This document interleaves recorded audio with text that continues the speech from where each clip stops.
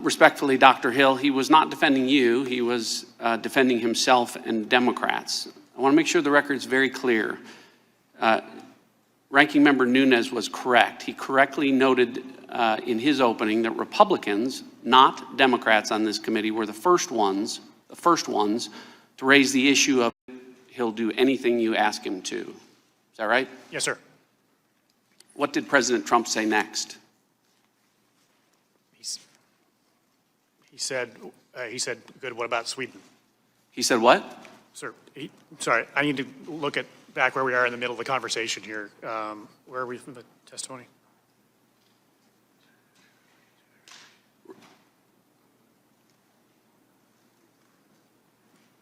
Exactly. So then they turned to the Sweden conversation. What did President Trump say next? He said, good, what about Sweden? Good, what about Sweden? Good, what about Sweden? Why isn't that in your statement? Sir, it's not a word for word, every single word in the conversation. But it's the most important part of the conversation. Well, then they turned to Sweden. They turned to the other topic.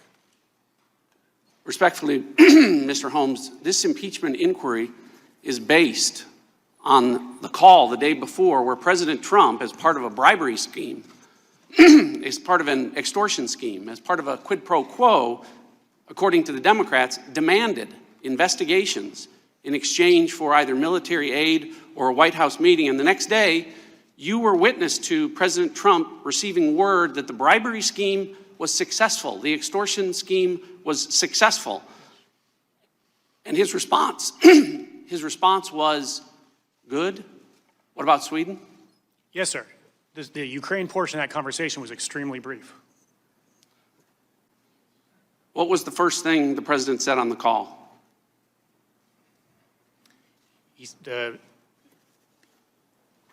This was clear. You had a clear recollection of this conversation. Yes, sir. Mr. Ratcliffe, please allow Mr. Holmes to answer. Yes, sir. Sondland greeted the president. How? He said, he said, hello, Mr. President, I'm in Ukraine, I'm in Kyiv. And the president said, are you in Ukraine? You think he said, I think you're in Ukraine? He said what? He said, are you in Kyiv, Ukraine? What did you hear President Trump say about ASAP Rocky? I did not hear President Trump's side of the conversation about ASAP Rocky. You said, how did we go from the conversation was very loud and his voice was recognizable to, as you say here, when the conversation shifted, I could only hear Ambassador Sondland's side of the conversation. Yes, sir. As I've testified, the initial part of the call, Ambassador Sondland, sort of when the president came on the call, he sort of winced and held the phone away from his ear for the initial portion of the call. And then at some point in the call, he stopped doing that. And I don't know why. I don't know if he turned the volume down. I don't know if the president spoke more quietly. I don't know if he got used to the volume. I don't know what changed. What did change? It's important. This was memorable. I don't know, sir. It was Ambassador Sondland stopped moving the phone away from his ear. That's what it was? Yes. Okay.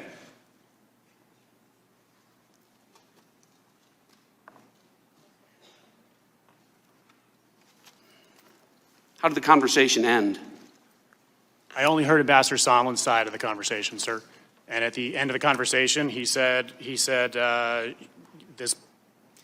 giving the president advice on how to deal with this ASAP Rocky situation.